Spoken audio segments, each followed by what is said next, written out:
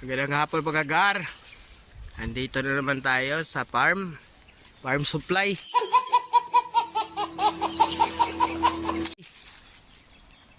Ayan mga gar, yan yung pinsan ko magtatanim ng lakatan. Ito na yung subwal. Yan. Yan. Ayan, pakita ko sa inyo mga gar kung paano magtanim. Oh my God! Wow! Natirik ang araw. Ngayon lang. Pag dalawang araw pa lang. Ayan. Yan yung pinsan ko mga gar. Na ang ano namin 10 piso bawat isang isang subwal o saha. Ganyan magtanim ng ng inano rin talagang inantay bago mag labas yung buwan, dahil yun ang para hindi siya masyadong mataas pag nagbunga. Yan, kunti lang ang tabon. Ayan. Ito pala yung subwal. Yung nilinisan ko. Mayroon na mga ugat. Mga ugat na putol yung iba. Na may lumabas ng mga ugat. Ayan yung mga Ayan o. Yan yung mga ito yung bad eye niya, tinatawag bad eye. Ito condemn na to, condemn. Ito sa gilid ang bubuhayin lahat. Yan o. Yan o. Ito. Yan o. Yan, mata yan. Ang daming mga mata. Yan o.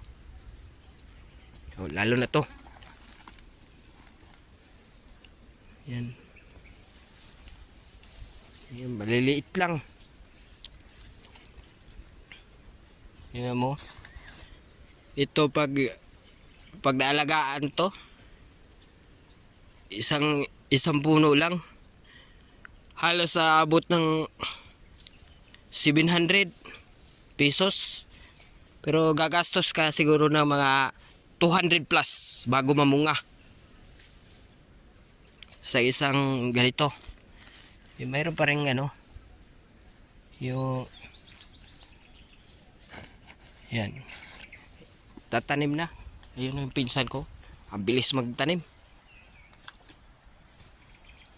Talagang expert na siya dyan sa taniman ng ganyan.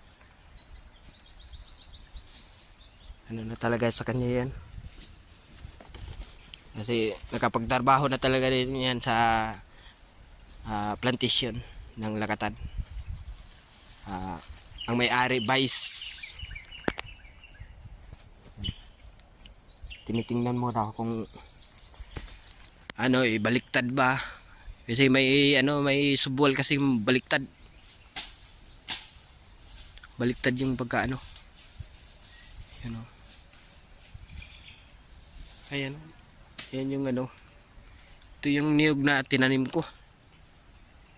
Yan o. Doon. Yan. Ito. Isang hektarya din to. Ito, wala pang hindi pa na patabasan. Natanim ko dito 140 na puno. Pero mayroon namang patay. Hindi naman lahat na buhay. Ito katulad dito. Ito bakante. Yan kasi nasunog. Noong mga nakaraang taon nasunog daw. Ginawa to ditong gulayan. Yan. Ayan. Bukas dyan naman ako. Yan naman ang ko. Puputulin ko yung lahat ng mga kahoy dyan. Hanggang doon sa kabila. Itong malaki, hindi na. Binalatan na lang. Mamamatay din yan.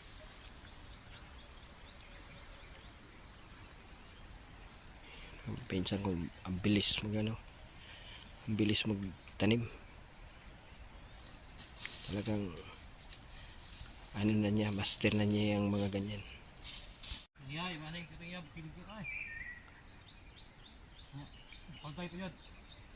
Dapat. Okay, tirik na tirik ang araw. Pero ito na lang, konti na lang. 20 na lang mahigit.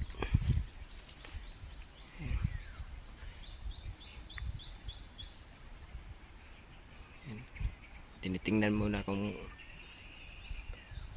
ano, hindi baliktad yung ano, tubo ng ano, ng subwal. May baliktad.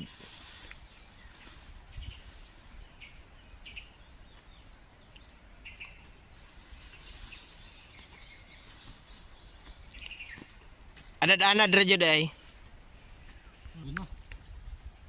Agar.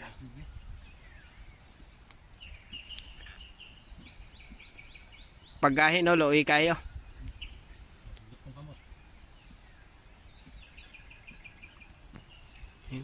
Marami-rami pa yan. Andun yan. Tapos nagliliit pa na subwal.